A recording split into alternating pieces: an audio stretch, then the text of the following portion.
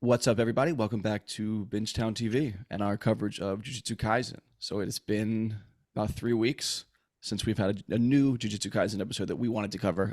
The past couple episodes have just kind of been recaps.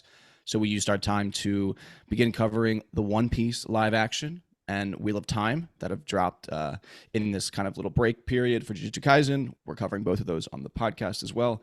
And I also used that time personally to read more Jujutsu Kaisen. So I reread the whole Shibuya arc, which is what we're going to be seeing for the rest of this season.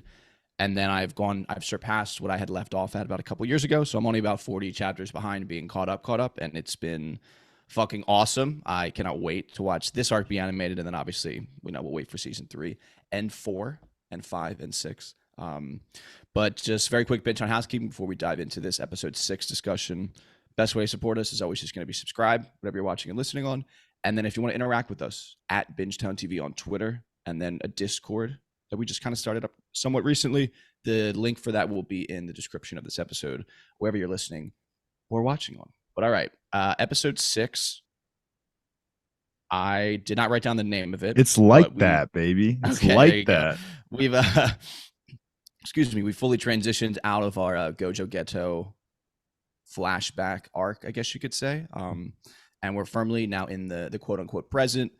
The first thing we're going to talk about is just going to be the Todo and Mei Mei scenes. We learned that they've submitted pretty much, not all of them, but most of the Jujutsu High students to first grade rank. We got Panda, Maki, Kurosaki Nobara, Fushiguro, and Yuji are now being recommended. Why is a voice guy not being recommended? Was he grade 2, right? Or is he already grade 1? That is a fantastic question that I knew you were going to ask and was just going to leave it at that. Yeah. And I just didn't look it up. So what's his name? What's his name? I also, top of my head, couldn't tell you. All right. I'm going to look up voice guy, JJK. There you go. Yeah, you Toge, background. Toge Inamaki. He is grade 2s. Toge Inamaki. I know he's grade 2, but I'm just like, there's got to be a reason. That's all I'm thinking, I guess, is why he wasn't specifically, because we've already seen him in action in the movie and things, and we know that his power is like pretty broken, and his family heritage is very strong as well. So just would have figured he would have been in the contention for that. So we'll see. He's a second-year student, right? Yeah, he's in the group with Maki and Panda, but he didn't get nominated. I think it's because he's already semi-grade 1. Okay, so that might be it. That's what I couldn't remember. Maybe I was confusing it. So he's year 2. He's not a grade 2 sorcerer. He's probably, like you said, he's a semi-grade 1 in year 2. Okay. He was ranked grade 2 as a first year and was the only one among his peers who could take on solo mission. At that time, Geto also believed Toge was blessed with great potential. And I'm not going to get into it, but for him to be a semi-grade 1, like, I'm not going to read everything, but it appears that he has since been upgraded. So I think at this point he's already semi-grade 1, but and that would make sense. He has the potential, and if he wasn't already, like, he is going to be. Yeah. If it wasn't clear by that spoiler. And we're learning a little bit kind of more about the specifics of what all of that means. So essentially, you get nominated by 2 already grade 1 sorcerers, then you kind of get on like a little step up. You're not semi-grade 1 yet. You're kind of, I forget the exact word that they use. You're kind of acting grade 1. Then you get to go on your solo missions, and then the kind of performance on those missions is what determines whether you get the semi-grade 1 designation or not. Honestly, the only really comment I have about these scenes is that the fucking ping pong was animated so well. It looked so fucking cool. Mm-hmm. I'm assuming that probably wasn't in the manga, just like the basketball scene between. No, they played ping pong in the manga. Oh, they do actually play ping pong, because earlier, what was it? The basketball scene wasn't in the manga. Yeah, so I wasn't sure, but this was the ping pong scene was fucking badass. God, honestly, it looked so cool. They were putting all the spin on it and shit. And Todoge was getting worked by Mei Mei there. Okay, well, I mean, she fucking broke his mental focus when he realized that he couldn't go on the missions with Yuji. But it was game point. Like, well, okay, it was 10-5 at that point. So, but that was really funny. Todo continues to be one of my favorite characters. I think it's so funny how much he's latching on to Yuji. Like, even though there's really like funny, there's like no like deep basis for it. It's just like they fought one time and they fought together once, and now like he is like obsessed with Yuji. I just think it's so funny. He has all those memories. They like the same type of bitch.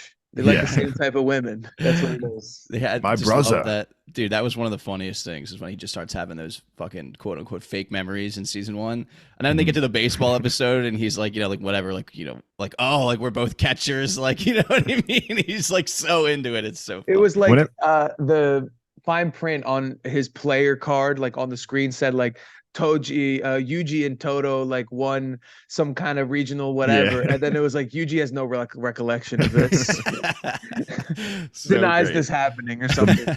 the my brother is just the best. Yeah. Oh, he literally he calls him in this scene to the fucking principal. He's like, and my brother. yeah, it sings in my ear, man. It sings in Oh, my I ear. love that. Look at that crossover. Shout out Wheel of Time. Okay.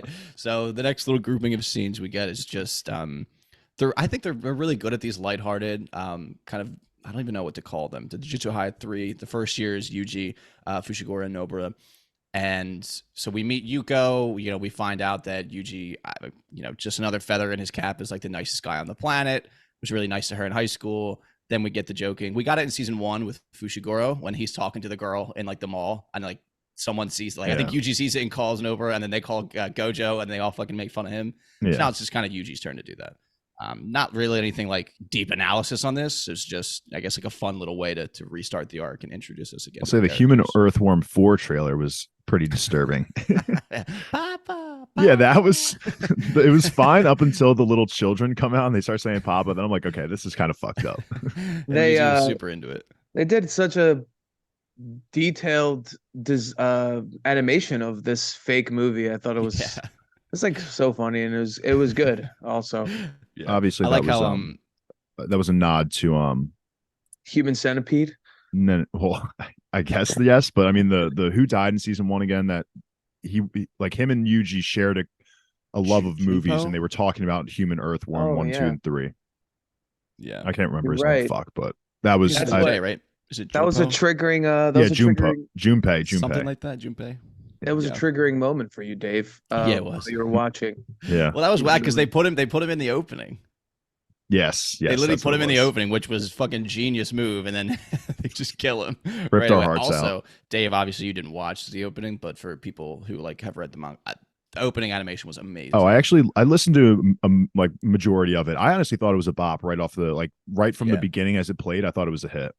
The animation visuals are fucking sick. They have a bunch of like the like hand signals for like the domain expansions. The only thing I'll say on that is I've loosely seen spoilers, or I guess it's not really a spoiler, of the intro and people kind of commenting like, I can't believe they did this to us. So for me, as an anime reader or watcher, means nothing to me, but apparently there were some subtleties in the intro that manga readers can either appreciate, doesn't seem like the right word, because people seem kind of like they were like toyed with almost. Yeah. So I mean, the upcoming arc is quite emotional. So there's very eventful. There are some crazy moments. Correct me if I'm wrong, Kyle, but I didn't really catch any like major spoilers in the intro sequence.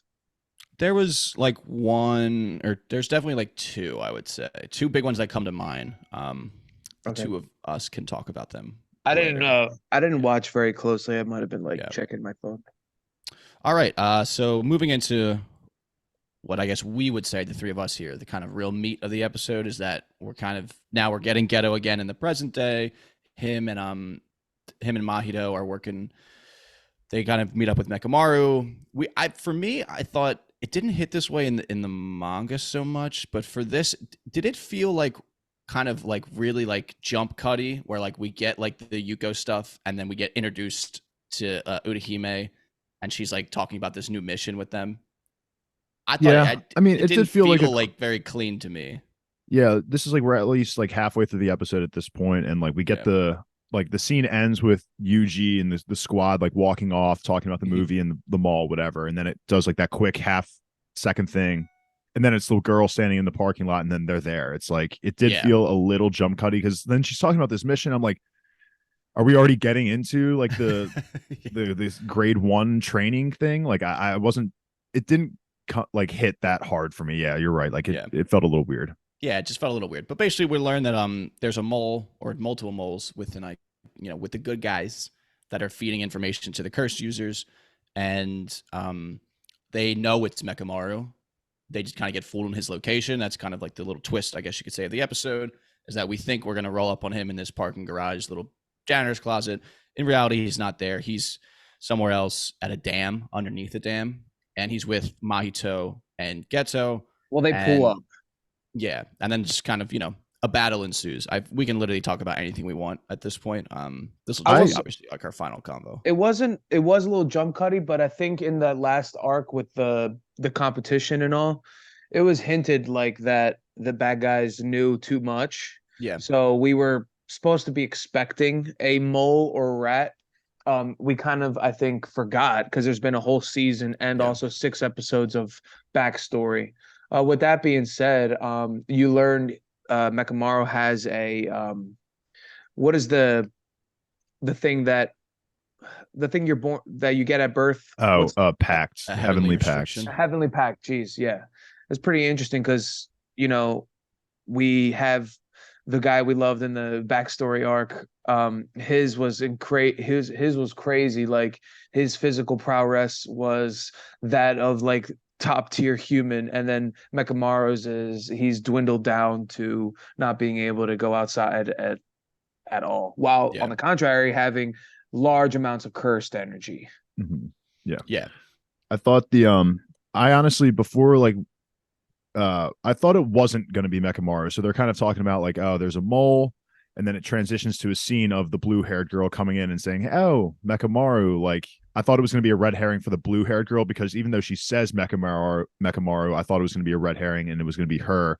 So I was kind of a little upset that it was actually Mechamaru, because I did actually really enjoy his character from season 1. So I didn't want him to be a villain, but obviously he's doing this more for himself rather than the villains. It's not, he's just doing something to restore his body. And Mechamaru kind of kicks some ass here, man. I really think it's interesting that, because we see the timer immediately, and obviously having no idea of any Japanese, like I have no idea what the timers are saying or anything like that, but we get the vision, the clearance on that it's how much cursed energy he's stored, I guess, essentially over his lifetime. And it was like 17 years, and he uses a year at the very end. Like, I think the idea of that is so cool. I love the puppet manipulation aspect to it. I love how he has like that army in the basement. He was getting his ass kicked. I was a little bit worried at first, but I kind of assumed he had a backup plan, and the prototype Zero was his backup plan. And it was really awesome coming out of the water, because it felt like he was going to get fucked on a little bit here, because he's going against Geto and Mahito, who we know are like the guys on the other side. And for him to confidently be able to like try and weasel his way into formulating a plan, getting Gojo, like I think this is all very good for Mechamaru's character, at least.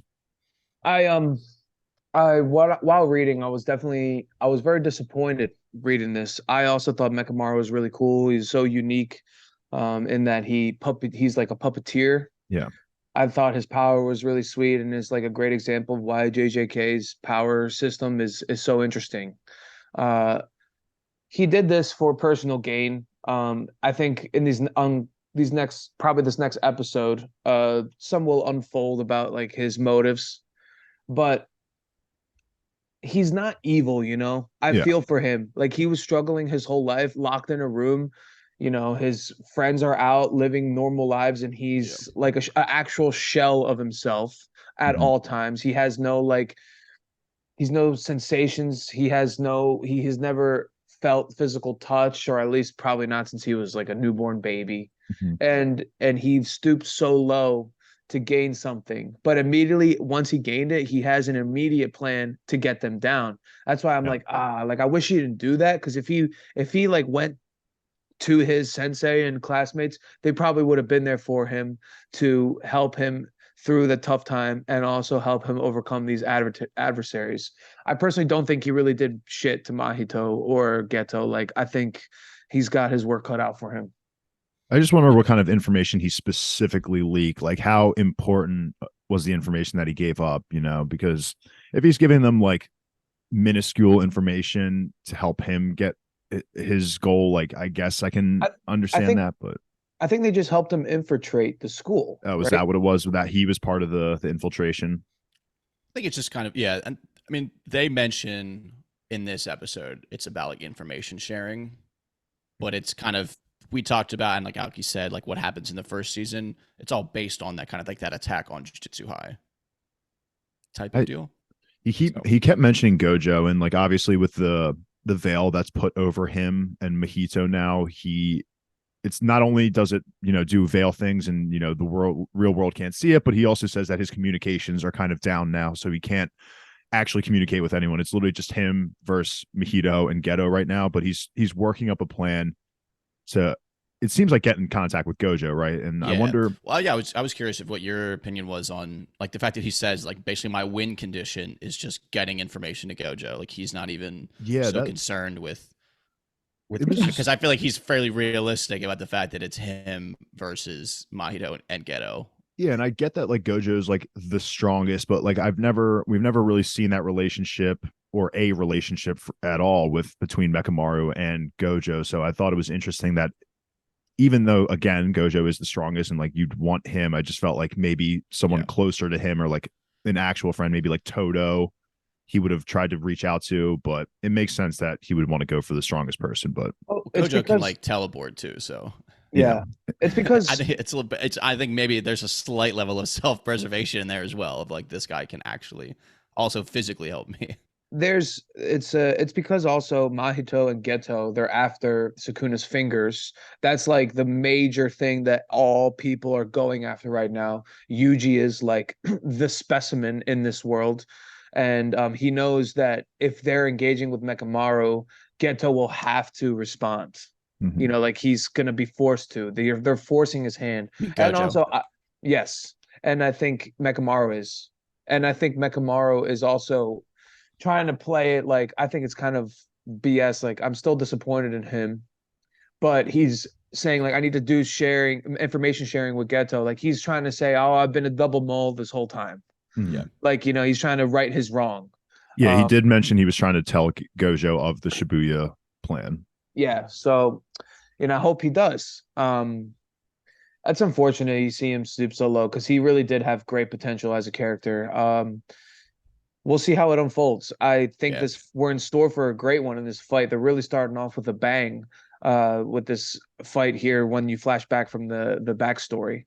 Yeah. I'm excited because the next arc too is like, oh my God. It's like I was already in love with JJK when I was reading leading up to this arc. This arc was like, holy shit. I mean, me and Kyle were texting every day back and forth, just like holy shit, holy shit, holy shit, holy shit for like a week straight.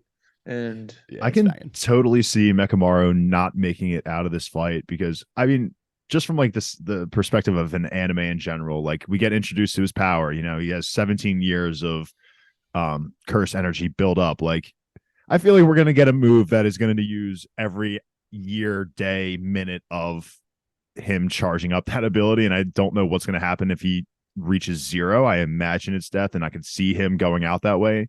It would be badass to see what all 16 years, what kind of devastation 16 years can culminate into, but I'm a little worried right now for Mechamaru from that perspective, and as well as just him straight up going against Geto and Mahito. Yeah. And like it's a fun fight. I'm curious, I guess, how people who like didn't read are feeling because like this is like our kind of our post break episode feels like a little bit of a dick tease, but episode 7 is going to be a banger, and then it'll just be all gas, no breaks from the rest of the season. And just emphasizing more how much I love Geto. Like the fact that he's just like Mechamaru had a plan. It didn't surprise Geto to the slightest. Like he's just smiling. He's just like, I'll be over here. Like if you need me, it's so funny. I think Geto is just a phenomenal villain because he's just so sinister and wicked. It feels like he's great. I always really liked Mahito during my read. Mahito's great, man. I love Mahito too. I thought he was so sinister and devious, and I thought he was a true embodiment of like evil and chaos.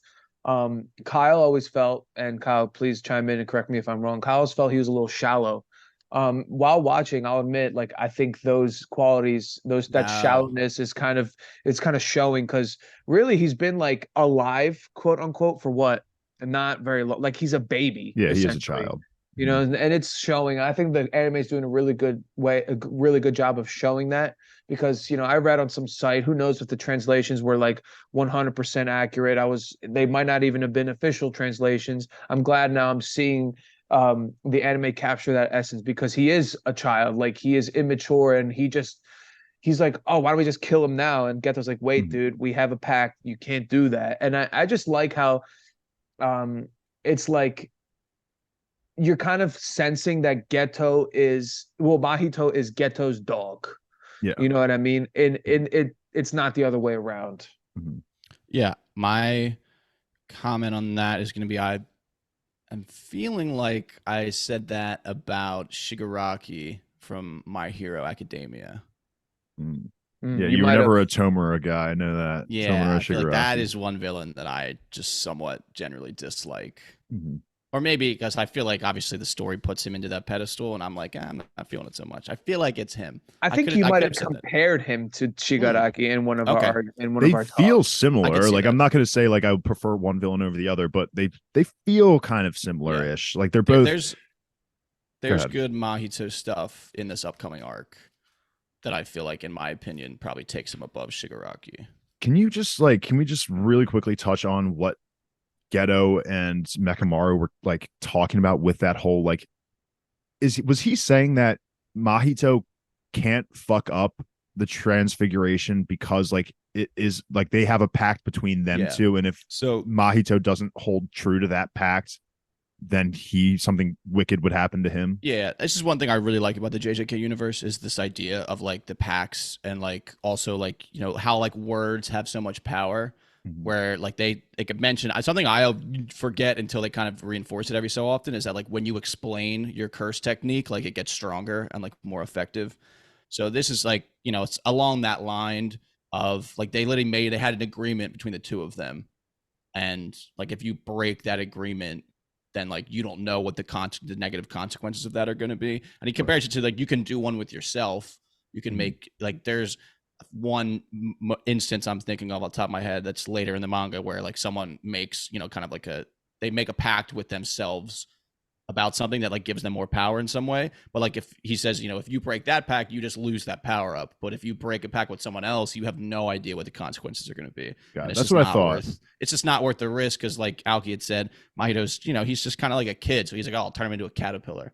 And it's like for the plans at the level that they have of what they really want to do, like it's not worth potentially ruining anything just because you want to fucking turn this guy into a caterpillar. That was Gotcha. kind of callback to the season one kid that he manipulated because I Yeah. think he literally turned him into some sort of bug creature. Yeah, I can picture the scene in my head. Yeah. Yeah.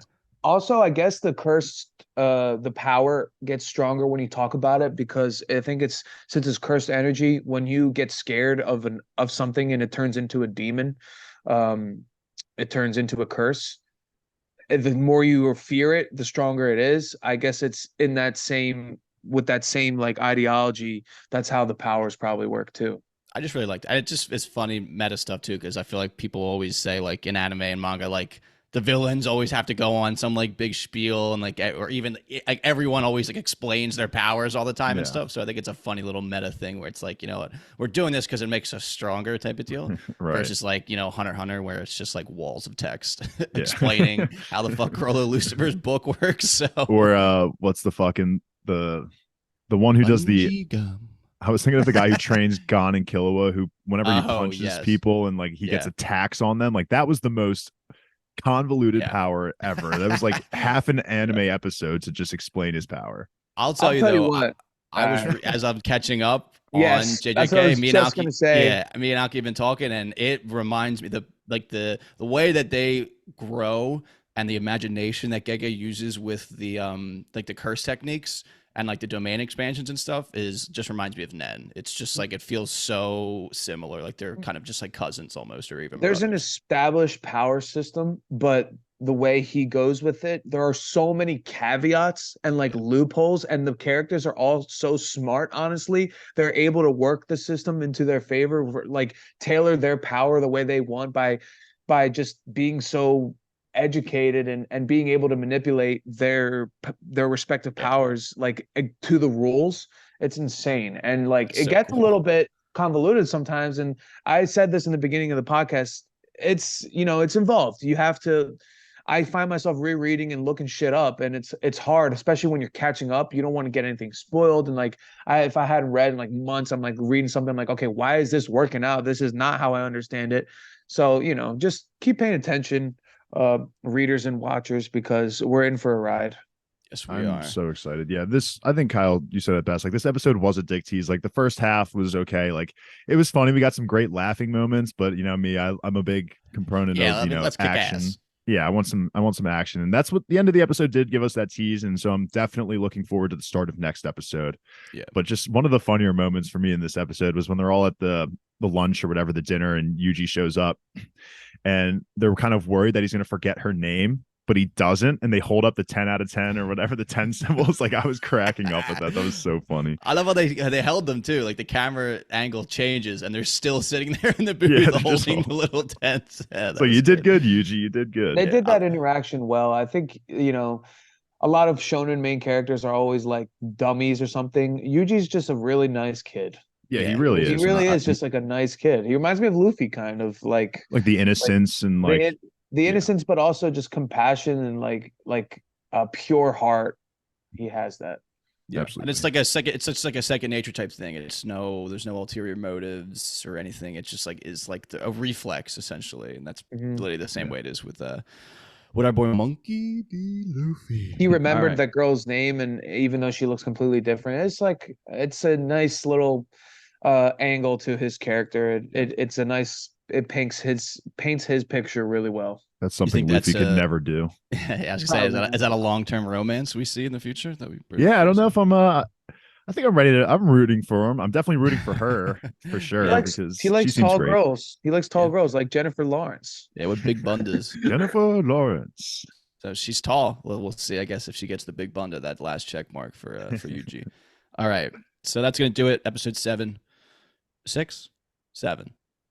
I don't know, because it's episode 30 on Crunchyroll. So it's we've idea. had 2 episode 5.5, so I'm pretty sure this is episode 6. We'll be back next week with episode 7. So be sure to stick around for that one as well. That's kind of everything. And like I said, at the top, we're doing Wheel of Time right now. We're doing One Piece right now. We'll be following JJK the rest of this season, which should lead us, probably into like October, November. I think at least November. So we'll probably be having to do Attack on Titan by then. That's crazy. Yeah, it's true. So we'll just keep on rolling. So as always, we're Bingetown TV, and thank you for listening.